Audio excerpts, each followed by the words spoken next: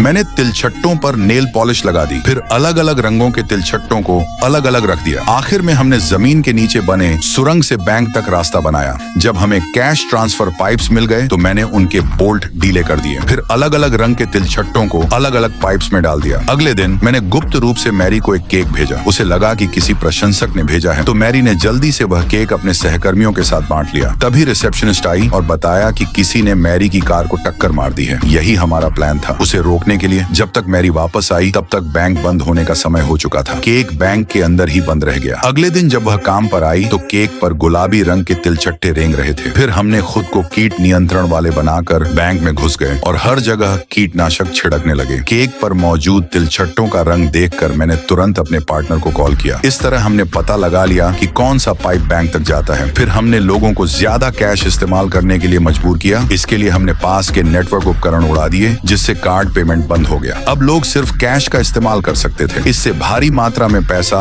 Pipes के जरिए bank में आने लगा और वॉल्ट जल्दी ही पैसे से भर गया। फिर हमने एक छोटा बम बनाया जो पाइप को उड़ाने के लिए तैयार था। बम को पाइप में डालने के बाद मैं पास की दीवार के पीछे छिप गया। मेरा पार्टनर भी आ गया, लेकिन बम फटा ही नहीं। जब मैं चेक करने गया कि क्या समस्या है, तभी कंटेनर अचानक बाहर निकल आया। जब मैंने बम बाहर निकाला तो समझ आया कि मैंने उसे बहुत ज्यादा कस दिया था। फिर मैंने बम को दोबारा जोर से पाइप में ठूंस दिया, जिससे पाइप का वन वे वाल्व पूरी तरह टूट गया। इसके बाद हमने पाइप से वैक्यूम जोड़ दिया और वॉल्ट का सारा पैसा खींच लिया। लेकिन जैसे ही हम सामान समेट रहे थे, एक दुकान के कर्मचारी को कुछ गड़बड़ लगी। उसने तुरंत पुलिस को फोन कर दिया। 2 पुलिस वाले तुरंत पहुंच गए। तब तक वॉल्ट पूरी तरह खाली हो चुका था। हमने सारा पैसा कचरे वाले ट्रक में लोड कर लिया। हमें लगा हम आसानी से निकल जाएंगे, लेकिन हम सीधे पुलिस के सामने जा टकराए।